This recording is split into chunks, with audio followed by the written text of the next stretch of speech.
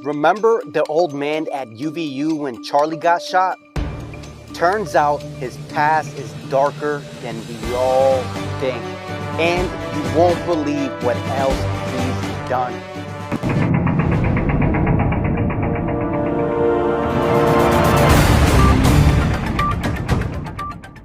Welcome back to the Raw Report, where money meets news. Tonight, we're diving into the bizarre life of George Hodgson Zinn, a Utah gadfly who's been sneaking into hotels, concerts, protests, even high-profile trials, and he can't stay away from chaos. Let's get into his timeline. George Zinn begins making his mark as a Utah professional nuance. Prosecutors know him for petty charges like trespass and disorderly conduct. In 1988, Zinn sneaks into a Republican National Convention in New Orleans and is found sleeping on a cot in former Education Secretary T.H. Bell's hotel room, despite having no credentials or official role. By 1994, he pushes it even further, sneaking into a Rolling Stones concert at Rice-Eccles Stadium without a ticket, strolling the stands like he belongs.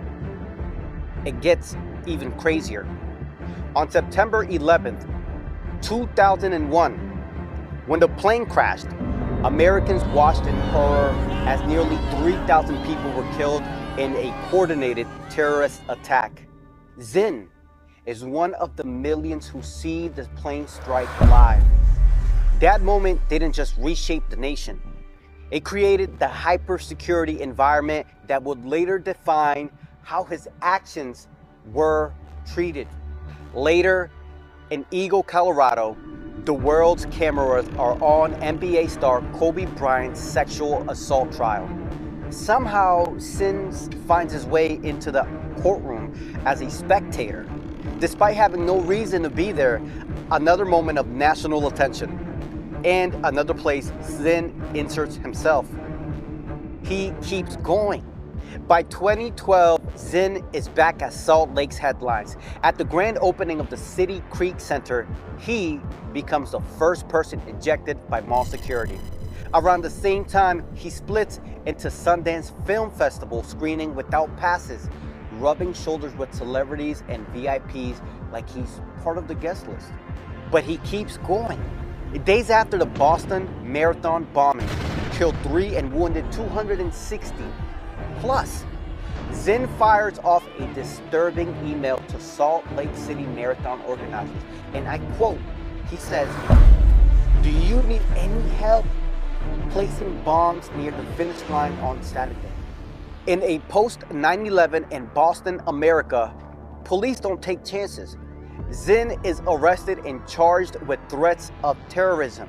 Later, he pleads down to a misdemeanor, but ends up serving jail time after probation violations.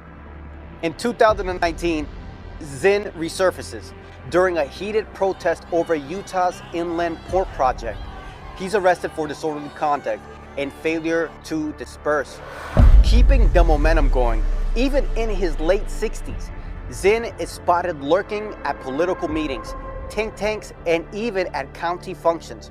Always present, never welcomed, but he continues on. In 2025, in January of this year, he's arrested for trespassing at Sundance Film Festival again. And in May of this year, arrested in Ogden for blocking traffic, still chasing conflict wherever he can. And then, the big one. On September 10th, at Utah Valley University, conservative commentator Charlie Kirk is shot and killed. Amid the panic, Zinn steps forward and yells, "I shot him! Shoot me!" But it's a lie. Police quickly realize Zinn wasn't the shooter. He admits he made the claim to distract attention. He is charged with obstruction of justice, a second-degree felony. The real shooter, Tyler Robinson, 22, faces capital murder charges, with prosecutors pursuing the death penalty. And here's the creepy part, the disgusting part. During his arrest, during questioning, investigators search Zinn's phone. They find over 20 images of child sexual abuse material involving children as young as 5 years old. He's now facing multiple felonies of sexual exploitation of a minor, the most serious charge of his long and chaotic life. But here's the kicker. If Zinn were a random bystander, the odds of him being tied to all of these events, from sneaking into hotel rooms to rock concerts to the Kobe trial to Sundance to the bomb threats to the protests, even at the Charlie Kirk shooting, it would be about a 1 in 96 trillion. Basically impossible. But Zinn isn't random. He's a chaos chaser, a godfly addicted to attention. When you factor that in, the odds shrink to 1 in a few million, maybe 1 in 80,000.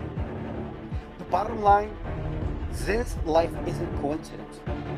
It's a decade-long obsession with being where the chaos is. That's the saga of George Hodgson Zinn. From hotel rooms to rock concerts, bomb threats to false confessions, and now the darkest of all charges.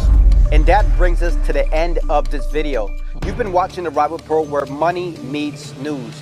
Make sure you like, comment, and subscribe to stay up to date with news that moves not only the markets, but your wallets. And I'll see you guys in the next video.